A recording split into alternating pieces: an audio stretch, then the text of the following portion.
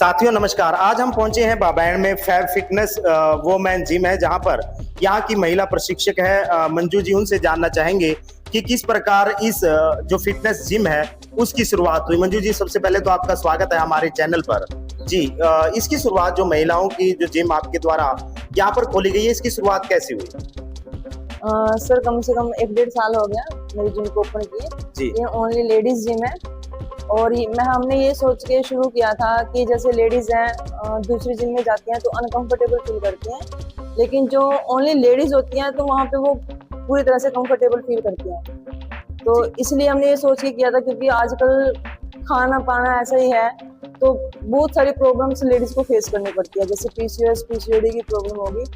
और इसके अलावा और भी बहुत सी ऐसी प्रॉब्लम है जो लेडीज मतलब खुल के बता भी नहीं पाती, घर वालों को भी नहीं बता पाती, लेकिन जब वो डॉक्टर के पास जाते हैं तो डॉक्टर सबसे पहले उनको यही सजेशन करते हैं कि या तो आप योगा करो या फिर आप जिम ज्वाइन करो। सर उसकी शुरुआत करने का उद्देश्य ये था कि मेरे को भी बीच में कुछ ऐसी प्रॉब्लम हो गई थी, तो मेरे को डॉक्टर ने सबसे पहले यही बताया था कि आपने जिम ज्वाइन करनी है या फिर घर पे योगा वगैरह करना है। तो उससे मैंने प्रेरणा मिली कि जब मैं इस चीज को फेस कर सकती हूँ तो बहुत सी लेडीज ऐसी हैं जो इस प्रॉब्लम को फेस करती हैं, और आज मेरे को वो कोई भी दिक्कत नहीं है जिस दिक्कत से मैं गुजरी थी।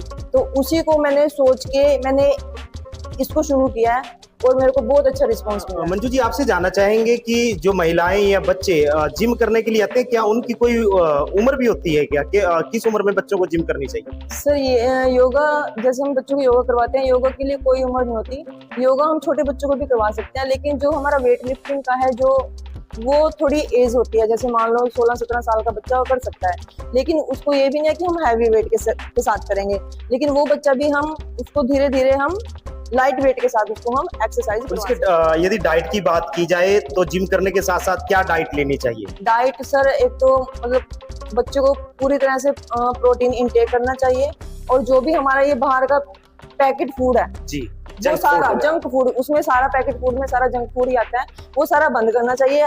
बिल्कुल हमें हेल्थी डाइट लेनी चाहिए। तो यदि जो आपके द्वारा यहाँ पर जिम खोली गई है, यहाँ पर मशीनों की बात की जाए तो कौन कौन सी मशीनें जो बाबैंड क्षेत्र में नहीं, और कैसे यहाँ पर लाभ उठा सकते हैं जो यहाँ पर जिम करने के लिए महिलाएं आएंगी?